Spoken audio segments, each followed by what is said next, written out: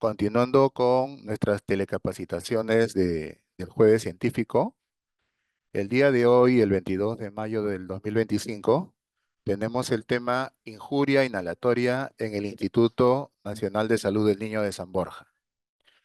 Nuestro expositor hoy día es el doctor Miguel Alejandro Pérez Pino, actualmente coordinador de la Unidad de Cuidados Intensivos del Instituto Nacional de Salud del Niño de San Borja. El doctor Miguel Pérez Pino es el médico especialista en pediatría del Servicio de Emergencia Pediátrica del Instituto Nacional de Salud del Niño de San Borja desde el año 2014. También ha sido médico asistente del Servicio de Cuidados Intensivos Pediátricos de nuestra institución. Es médico cirujano por la Universidad Nacional Federico Villarreal, con segunda especialidad profesional en pediatría por la Universidad Nacional Mayor de San Marcos y su especialidad en cuidados intensivos pediátricos por la Universidad Peruana Cayetano Heredia. Doctor Miguel Pérez Pino, puede continuar. Buenos días, muchas gracias por la invitación.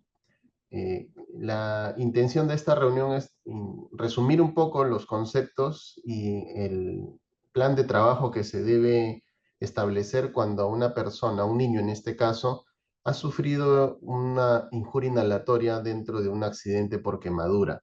De hecho, se toma este tema como punto aparte porque se sabe que conforme las quemaduras se hacen más extensas o internas, la mortalidad del paciente es mayor. Nuestro instituto, como centro de referencia nacional del Ministerio de Salud para la atención de quemaduras en niños, ha tenido que recibir y atender muchos de estos casos, lamentables casos, ¿no? Con mucho éxito en cierto modo, debido a la experiencia que se ha venido ganando con el paso de los años y la experiencia mundial que hay respecto al tratamiento, al abordaje de estas patologías. Bien, eh, si vamos a primero definir un poco qué es una injuria inhalatoria. La injuria inhalatoria es un síndrome, no es una enfermedad como tal, ¿ya? Pero es un término no específico que va a referirse al daño producido en la vía aérea o en el parénquima pulmonar, ya sea por el calor o por agentes químicos que hayan irritado esta zona de la economía durante la inspiración, ¿no? Para términos académicos, se va a distribuir de acuerdo a la zona de lesión, ¿no? Y van a haber mecanismos que van a ocasionar este tipo de lesiones, ¿no? Puede ser por injuria térmica directa, o sea, el incremento del calor en la vía aérea va a ocasionar quemaduras, como en cualquier otro tejido.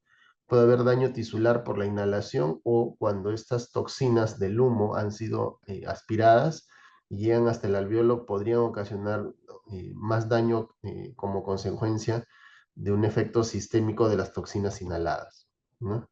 ¿Qué tan frecuente es esto? Las estadísticas son bastante variables dependiendo del término que se utilice para poder definir el cuadro, ¿no? Por ejemplo, en Estados Unidos, mucha de su literatura está escrita donde refieren el término quemadura como burn, ¿no? Y una quemadura, se refieren a las quemaduras por fuego directo, y las quemaduras por líquido caliente las llama scalds o escaldaduras, ¿no? De hecho, las escaldaduras o las quemaduras por líquido caliente difícilmente van a ocasionar una injuria inhalatoria, ¿no? Pero las quemaduras por fuego sí. Entonces, en base a esta diferenciación, en Estados Unidos se han reportado tasas entre el 10 al 20% de pacientes quemados que tienen una injuria inhalatoria. En Israel es un poco menos la frecuencia, mucho depende también de los criterios en los cuales se ha definido esta injuria inhalatoria. En China, hasta 8% de pacientes quemados pueden tener una injuria inhalatoria, pacientes quemados por fuego directo, ¿no? Y esto, de hecho, es causa de por lo menos la mitad de las muertes asociadas por incendios. En nuestro medio, en nuestro país, no hay un registro nacional de quemaduras que nos pueda orientar qué tan frecuente es este problema, pero nuestra estadística propia de nuestro servicio no ha variado con el paso de los años, donde indica que casi el 50% de pacientes con injuria inhalatoria, con quemaduras por fuego directo, han tenido también una injuria inhalatoria. Es una proporción bastante alta, ¿no? Y la mortalidad va a estar incrementada de acuerdo a la extensión de la quemadura, ¿no? Por ejemplo, podemos ver que una serie de casos de la Universidad de Texas, en quemaduras por encima del 43%, por lo menos la mitad tenía quemaduras de la vía aérea, o sea, quemaduras o injuria inhalatoria, y una mortalidad del 50%, que es la mortalidad más alta, parecida a la nuestra, ¿no? Que tenemos aquí en el país. No, no hay muchas, para Latinoamérica, no hay muchos estados que puedan o que hayan hecho registro de sus quemaduras. El registro más grande que se tiene en Latinoamérica ahorita es el de Chile, donde encuentra que una quemadura de 36% va a tener por lo menos un 40% de injuria inhalatoria y una mortalidad de 37%. Ahora, ¿por qué la mortalidad se hace más evidente? Porque el humo tóxico va a depender del carburante, o sea, de la gente que se está quemando, ¿no? Y en el humo se ha descrito hasta más de 100 tóxicos. Dentro de ellos, los que tienen más relevancia clínica van a ser el monóxido de carbono y el ácido cianhídrico o el cianuro, ¿no? Y y esto está relacionado a los materiales en los cuales está sucediendo un incendio. En nuestro medio y para los pacientes pediátricos que atendemos, son niños que se encuentran o que llegan rescatados de incendios intradomiciliarios. O sea, estamos hablando de eh, materiales que están en las casas con más frecuencia y que van a ocasionar este tipo de lesiones por quemadura. En las casas, el material más frecuente suele ser la madera, el papel, el cartón, y no suelen haber muchos plásticos como en una industria. Por ende, el producto que se genera con mayor frecuencia es el monóxido de carbono, y de eso también vamos a hablar en unas diapositivas más adelante, ¿no? Entonces, en las quemaduras, en incendios domésticos, en zonas urbanas, se ha determinado que el monóxido de carbono es una de las causas más deleterias de lesiones y de muerte. Y en zonas industriales, ¿no? Y esto es más para pacientes adultos, como parte de un accidente laboral, el cianuro, que es producto de la combustión de los plásticos o de materiales químicos, son los que toman mayor relevancia, ¿no? Ahora, los efectos nocivos van a tener una acción retardada, no siempre van a causar problemas al inicio, ¿no? Por eso es muy importante la historia clínica de cómo se sucedió el problema para poder prever las acciones y derivar al paciente con mayor prontitud a los establecimientos adecuados, ¿no?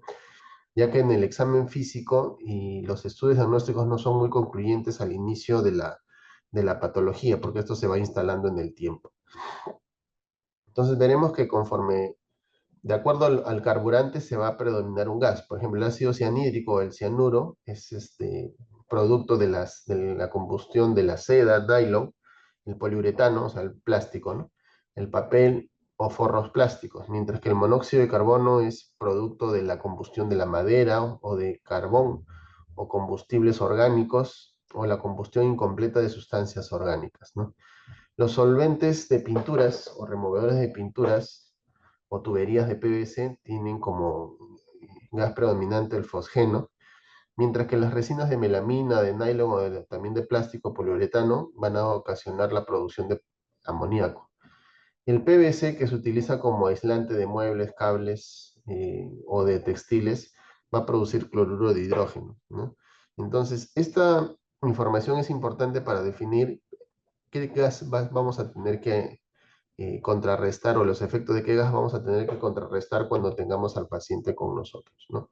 ¿Por qué es tan importante esto? Porque va a tener mortalidad inmediata o también va a tener mortalidad tardía. O sea, el hecho de que se hayan resuelto las quemaduras superficiales, las quemaduras en piel, no asegura que la persona vaya a sobrevivir. ¿Ya? Esto también ocasiona de que el cierre de la vía aérea por edema sea una causa importante de insuficiencia respiratoria. Asimismo, la repercusión hemodinámica va a ocasionar inestabilidad o incremento en la necesidad de fluidos para resucitación, ¿no? Recordemos de que cuando hay una quemadura, hay una mal distribución de los líquidos corporales hacia las zonas de menos presión oncótica, van desde menos presión oncótica a más presión oncótica y esto va a ocasionar a que el líquido se maldistribuya. Es la causa o es el origen del edema en quemaduras.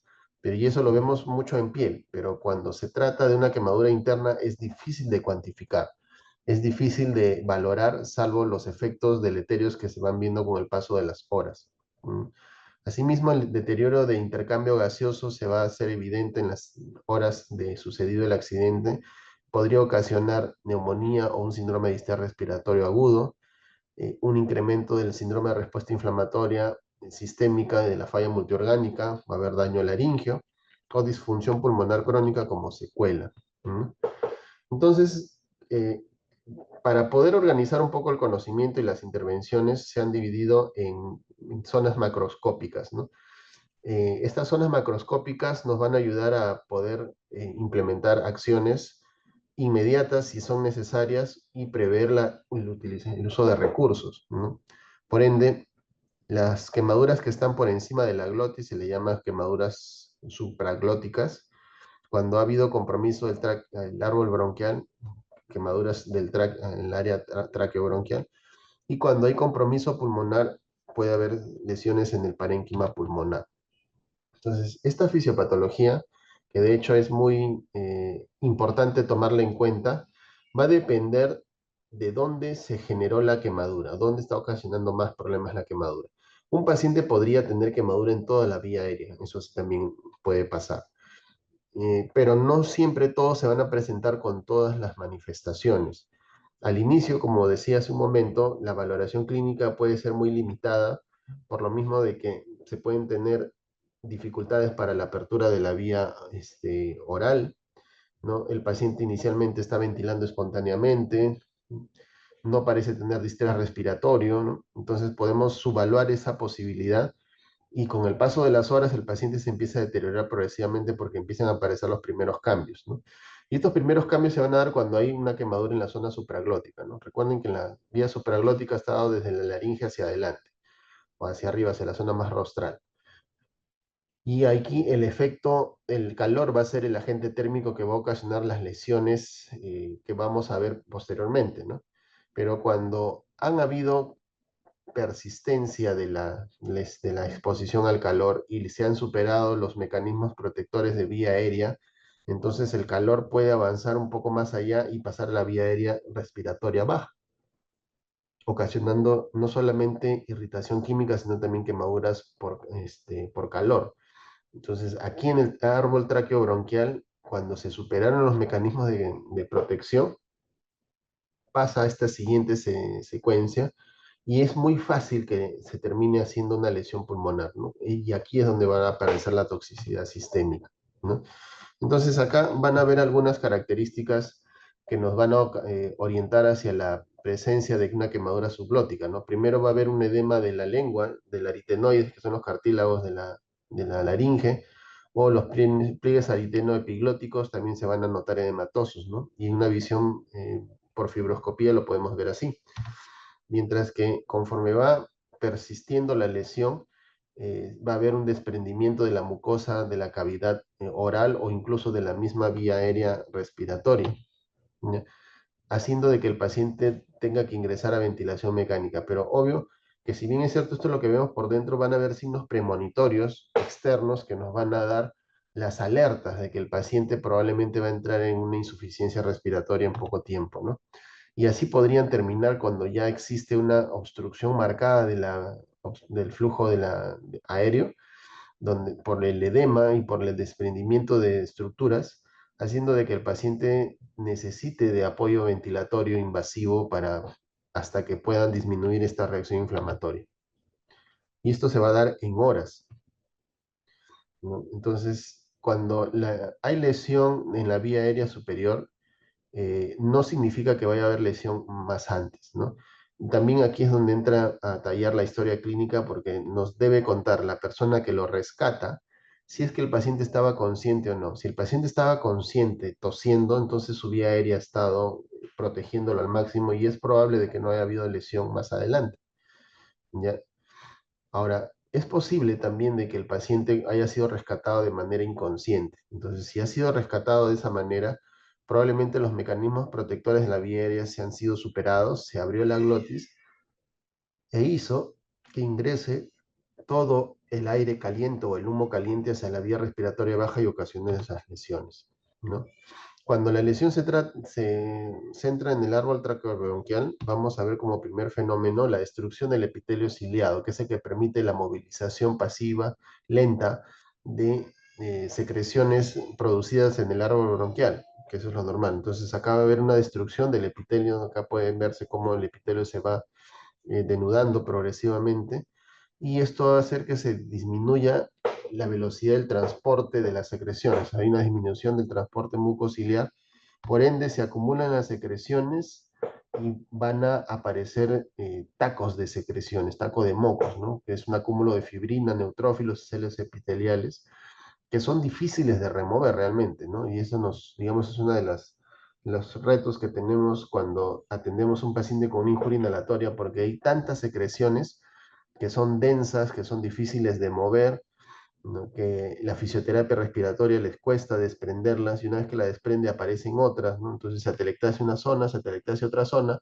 y el paciente retrasa el avance de la oxigenación precisamente porque la vía aérea se había quemado, ¿no? Ya en casos un poco más avanzados, donde la vía aérea no solamente pierde el epitelio ciliar, también puede haber una pérdida de la función de los neumocitos tipo 2, donde se produce el surfactante. Entonces, al haber una pérdida de surfactante, la amplexación o mantener el área o la forma de los alvéolos es más difícil, y esto va a ocasionar más alteraciones en la perfusión, en la relación ventilación-perfusión, ¿no? Eso se asocia también con la broncoconstricción refleja o la persistencia de las atelectasias, ¿no? Y podemos tener pacientes así, ¿no? En estas condiciones, ¿no? Que rápidamente se atelectasian, hacen una insuficiencia ventilatoria, y con la poca reserva que tienen los niños, la reserva pulmonar van a hacer de que rápidamente caen en insuficiencia respiratoria, ¿no? Esto está agravado por el incremento debido al calor, ¿no?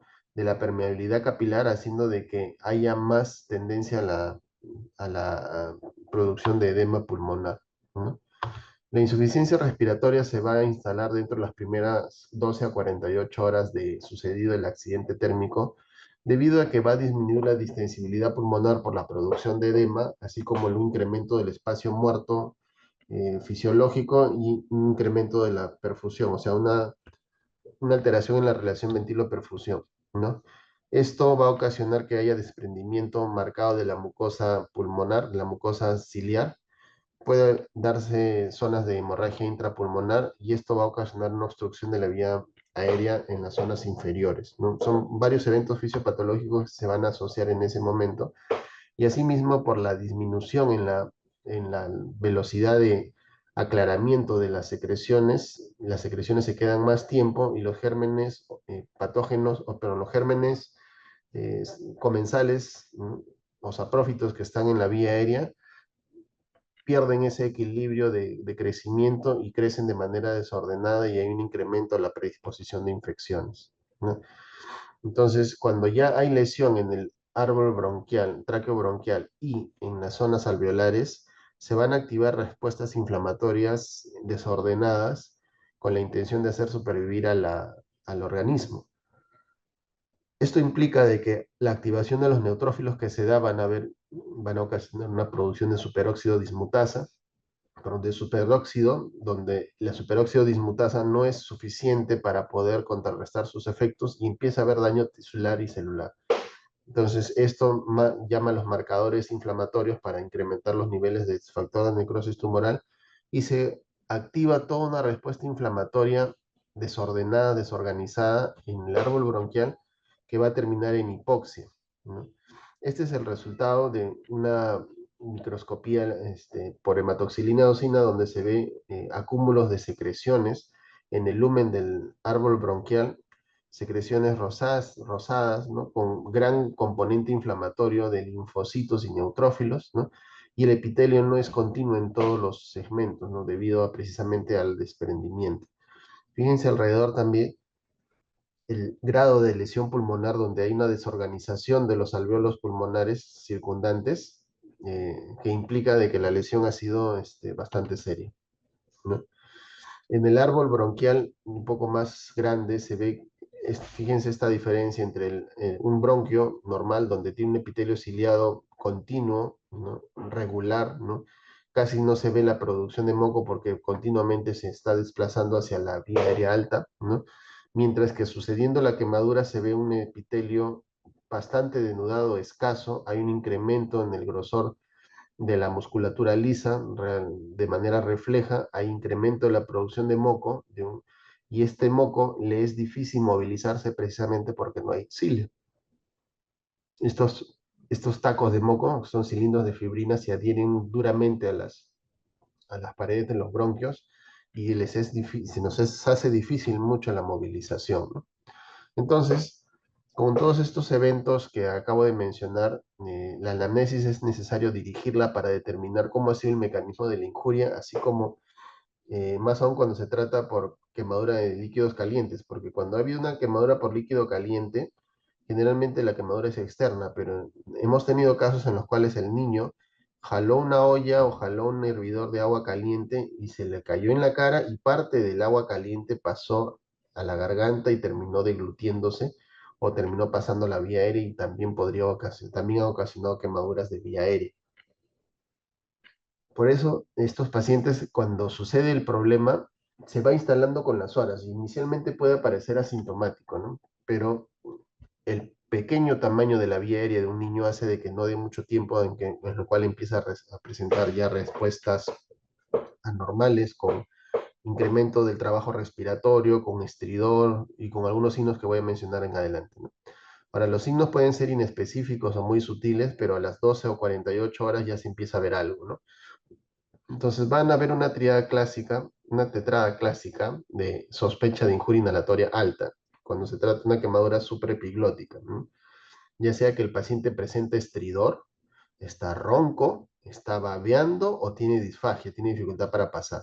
Esta es la evidencia clásica de la injuria inhalatoria. ¿Por qué hay que tener una alta sospecha? Porque no se puede pasar para el siguiente turno a estabilizar la vía aérea.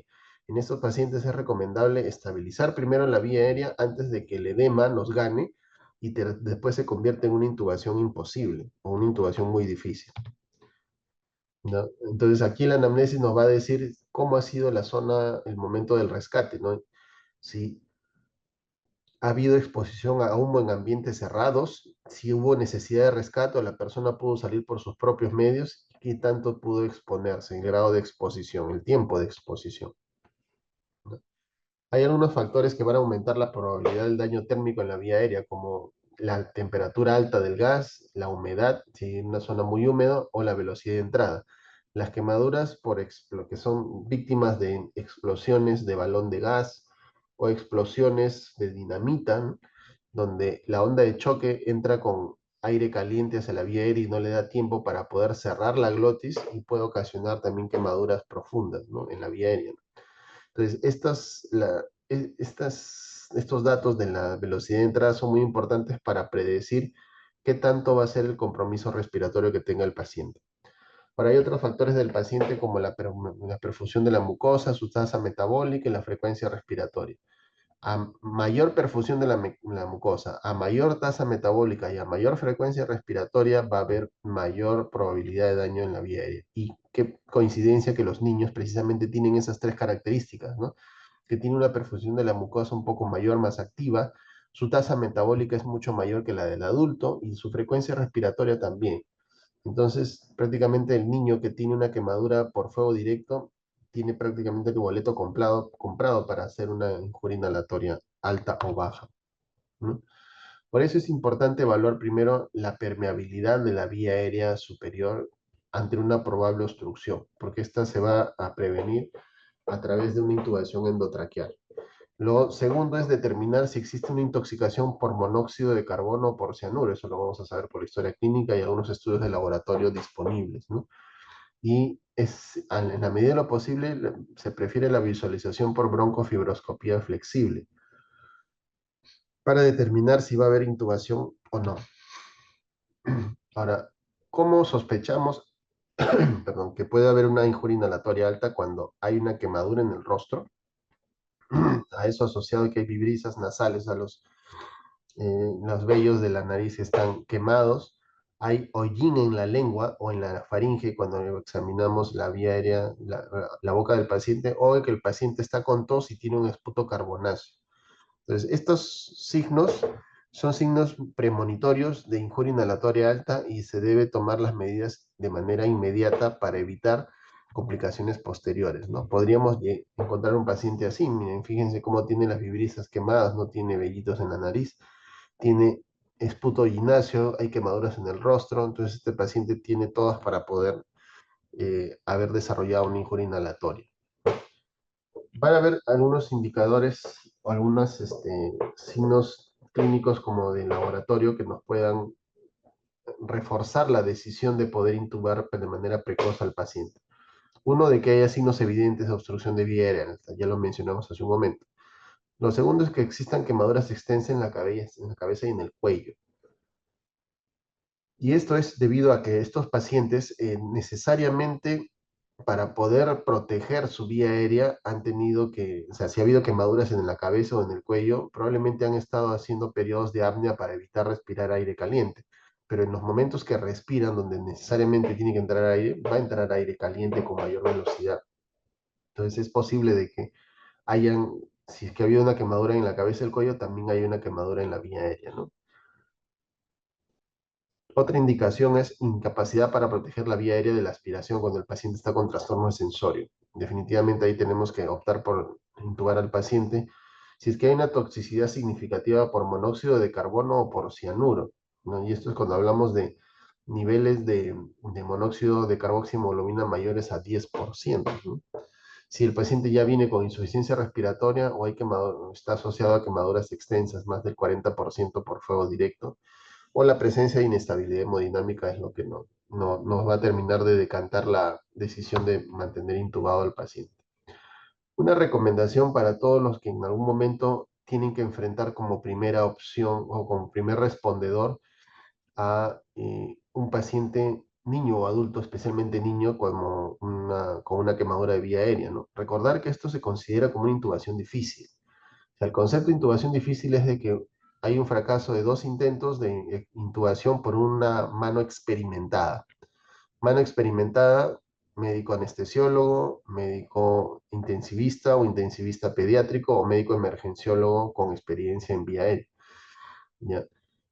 Y es importante tomarlo así porque el que va a ir a intubar al paciente no puede ser el interno, no puede ser el residente que recién está aprendiendo o adquiriendo habilidades, sino tiene que ser el más experto, el más experimentado y entrar con los dispositivos de estabilización de vía aérea junto con ellos, ¿no? O sea, nunca mandarse un médico, ya sea anestesiólogo o intensivista, ir solo a intubar al paciente porque esto podría fracasarle por las dificultades anatómicas que se van a encontrar, ¿no? Entonces, de hecho, se debe abordar como una intubación difícil, con la posibilidad de tener, incluso hacer una traqueostomía de emergencia en el caso de que los intentos de intubarlo sean fallidos. Esto es, por ejemplo, el resultado de una intubación no tan difícil, ¿no? Pero hecho por una mano no muy experimentada, genera estas secuelas, ¿no? Cómo se ven las inequias que se van generando dentro de la vía aérea, que van a ocasionar obstrucciones o retracciones de manera persistente, ¿no? Acá podemos ver por videolaringoscopía cómo el esputo estaugináceo alrededor de la glotis, de las secreciones tiringoyin, y se ve un edema marcado de las vías de las cuerdas vocales, ¿no? Y un edema de la epiglotis.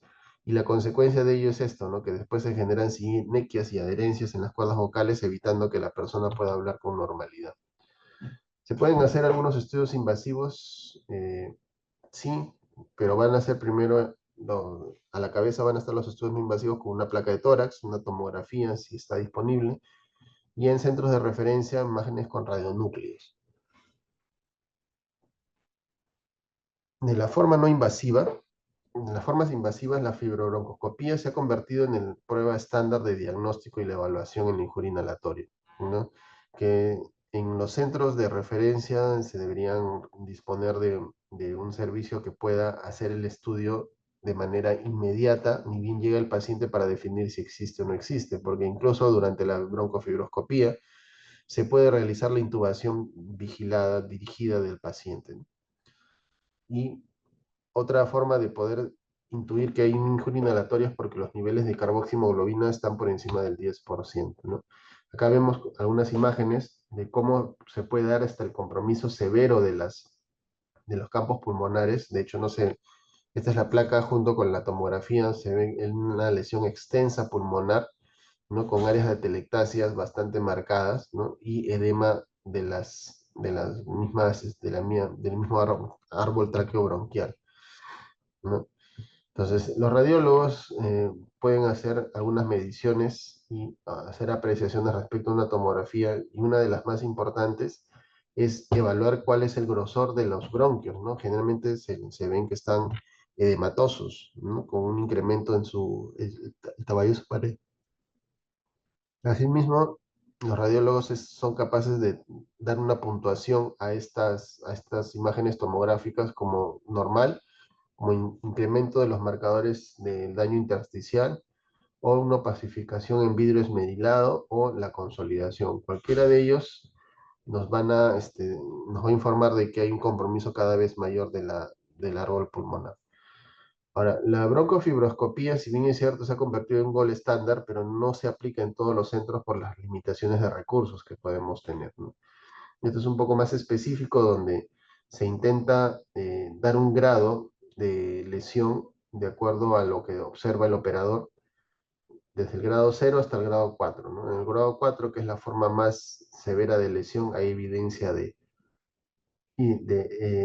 una mucosa denudada, ¿no? Hay necrosis en la mucosa, hay obliteración endoluminal, o cualquiera de estas lesiones marcadas que no son muy difíciles de ver cuando se tiene la experticia para poder entrar con el equipo, ¿no? Eh, de hecho, próximamente esperamos tener esta ayuda diagnóstica como parte de la rutina de ingreso de todo paciente gran quemado en nuestro instituto. Acá podemos ver cómo va avanzando los grados de lesión, ¿no? En la primera fase, donde se ve una mucosa solamente pálida, no se ve incremento de secreciones, mientras que en la segunda se ve cómo se van incrementando ya las marcas de hollín que han podido entrar a la vía aérea, ¿no? No se ven aún muchas secreciones. En un grado un poco más avanzado se ve como todas las paredes están manchadas de hollín y hay secreciones densas, atoradas en alguno de los bronquios. Ya en la siguiente fase vemos cómo ya se ve la necrosis de la mucosa quemada. Hay zonas blancas, estas son las zonas de necrosis especialmente. Esto se va a edematizar y podría ocasionar obstrucciones intermitentes. Y ya en la fase más avanzada, donde toda la vía aérea está prácticamente quemada, ¿no? En parches casi continuos, ¿no? Hay mucha secreción y presencia de hollín de manera importante, ¿no? Junto con ello se tiene que valorar la presencia de una intoxicación por monóxido de carbono, ¿no? Porque va a ser de manera anodina. Inicialmente puede dar síntomas muy inespecíficos o leves, ¿no? Como cefalea, vértigos, mareos o somnolencia, ¿no? Digamos que este es, como le dicen algunos, el asesino silente, debido a de que es un gas que no huele, es un gas que no arde para entrar, ¿ya?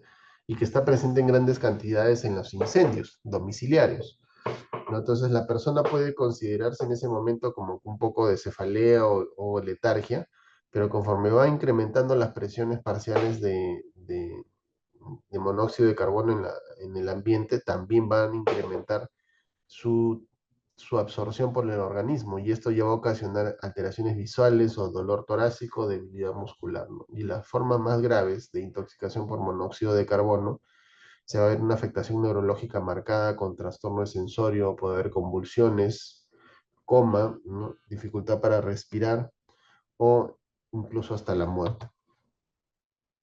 Aquí vemos una tabla donde nos trata de relacionar las concentraciones de carboximoglobina en personas no fumadoras, ¿no? Y en el momento que se van dando los cambios de acuerdo a la concentración, ¿no? Por eso se considera, fíjense aquí, que con niveles por encima del 10% ya va a haber vasodilatación, cefalea o alteraciones visuales que pueden comprometer el rescate de la persona, ¿no? Van a haber otras concentraciones menores que pueden ser rápidamente reversibles y no van a implicar mayor atención, ¿no? Y hay una característica bastante conocida, que es la coloración rojo grosella. Este es de hecho un cadáver de una persona que falleció por intoxicación por monóxido de carbono, donde se ve esa coloración media rojo intenso, ¿no? Y esto se debe a que la carboximolobina es casi 200 veces más afín que el oxígeno, que el oxígeno por la hemoglobina. Y esto hace de que eh, el organismo no suelte este componente y hace de que tome esta coloración bastante característica, ¿no? Entonces, hay algunos criterios de gravedad por la intoxicación de monóxido de carbono, como que la carboximolobina sea más de 20%, definitivamente el paciente tiene que entrar a ventilación mecánica. O que sea en niños más de 10% o en embarazadas, por las lesiones que suele ocasionar el monóxido de carbono a nivel cerebral, o la presencia de acidosis metabólica.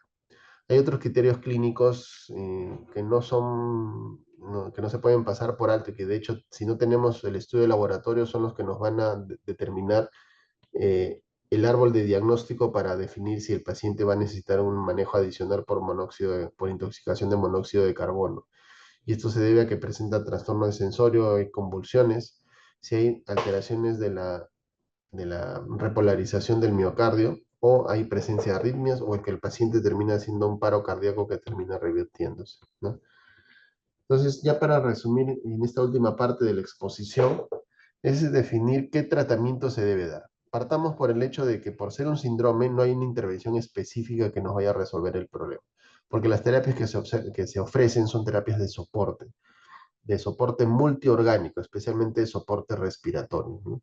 Cuando vemos que hay una intoxicación por monóxido de carbono o por cianuro, el paciente va a requerir oxígeno al 100% para intentar desplazar el monóxido de carbono de la hemoglobina, ¿no? Debe ir con oxígeno al 100% por 6 horas, luego con dosajes de monóxido de carbono en sangre para ir viendo cómo va disminuyendo progresivamente, ¿no? Eh, el oxígeno hiperbárico en los centros que disponen de este recurso se puede ofrecer desde primera instancia, más aún sin necesidad de que tenga signos de gravedad, ¿no? Cuando sospechamos que hay intoxicación por cianuro o inhalación de cianuro, se debe administrar nitrito de sodio o hidroxicobalamina endovenosa para contrarrestar estos efectos, ¿no? El manejo de broncoespasmo siempre es un reto, ¿no? Porque al escuchar broncoespasmo solemos poner un broncodilatador pensando que va a ser suficiente. Y de hecho los usamos en dosis altas, pero no es suficiente un broncodilatador. Generalmente los broncodilatadores van asociados a fármacos que vayan a disminuir la consistencia del taco de moco de las secreciones y permitan su movilización efectiva, ¿no? Hay estudios que reportan el uso de acetilcisteína nebulizada o de heparina nebulizada. Ambos tienen los mismos efectos, ¿no? Nosotros tenemos algunas dificultades para conseguir acetilcisteína endovenosa, o sea, la ampolla endovenosa para poder hacerla nebulizar, por el simple hecho de que un tecnicismo del, del Petitorio Nacional tiene registrado el medicamento en una dosis que ya no está en el mercado. Entonces, la presentación que está en el mercado no está en el PENUME, por ende se tienen que hacer una serie de trámites administrativos para poder conseguirlo de manera rutinaria. A su reemplazo utilizamos heparina. La heparina que habitualmente se utiliza para anticoagulación, en este caso se da de manera nebulizada, con la intención de romper estos enlaces disulfuro que tienen la estructura del moco y lo suelen hacer un poco más fluido, ¿ya? No se absorbe, esta presentación de heparina no se absorbe por la vía respiratoria, entonces es bastante seguro utilizarla, ¿no? A veces hemos tenido colegas en provincias que nos dicen de que les cuesta utilizar heparina porque ya el paciente viene con trastorno de coagulación, ¿cierto? La quemadura ocasiona un trastorno de coagulación, pero esta heparina no va a hacer su efecto en el aparato sistémico, sino se va a quedar en la luz del bronquio, en su nebulización, dependiendo qué tanto sea micronizado la partícula, ¿no? Si ha sido a menos de 8 micras, probablemente va a llegar hasta lo más lejos. Y si solo se nebulizó con una micronización de menos de 8 micras, probablemente se ha quedado toda la nariz y la garganta, ¿no? Estos estudios han demostrado que hay una disminución en la necesidad de reintubaciones, de atelectasias o que incluso disminuye la mortalidad. Cuando tenemos a un paciente en ventilación mecánica invasiva, el intercambio gaseoso va a estar deteriorado por estas alteraciones en la ventiloperfusión, ¿no? Por ende, se tiene que trabajar de acuerdo al patrón ventilatorio que está presentando en ese momento, ya sea un patrón restrictivo o un patrón obstructivo. Si el paciente ha venido con una injuria inhalatoria alta, consciente y que se le intubó porque se obstruyó la vía aérea, probablemente hacia la parte posterior o la parte distal del árbol bronquial no se vea mucha lesión. Y este paciente requiere poco tiempo de ventilación mecánica simplemente hasta esperar que baje este edema que se ha suscitado por la quemadura en 72 horas. No obstante, si tenemos otra historia donde el paciente ha sido rescatado inconsciente, con trastorno hemodinámico, que tuvieron que hacerle una reanimación cardiopulmonar, probablemente haya una injuria inhalatoria baja. Y esto va a ocasionar de que se presenten tanto patrón obstructivo cuando hay compromiso del árbol traqueobronquial o un patrón restrictivo. Y este patrón restrictivo va con parámetros ventilatorios altísimos, ¿no? Con PEPs altos, una presión inspiratoria menos de 30, un volumen tidal bajo, para evitar las injurias asociadas a ventilación mecánica. ¿Cuándo retiramos al paciente del ventilador? Cuando ya no lo necesita. O sea, esta máxima se mantiene vigente para cualquier patología pediátrica que requiera de ventilación mecánica, ¿no? Uno intuba al paciente pensando ya en el momento que lo va a extubar. O sea, ¿para qué lo intubo, no? Si no, no lo intubo, así de simple, ¿no? Entonces, procuramos de que la extubación sea precoz. O sea, mientras menos días de ventilación mecánica, más posibilidades de que coja, de que pueda sobrevivir sin infecciones. ¿Ok? Esto es, digamos, un resumen de de lo que se sabe actualmente respecto al manejo de las injurias inhalatorias. Quedo dispuesto para sus preguntas. Muchas gracias.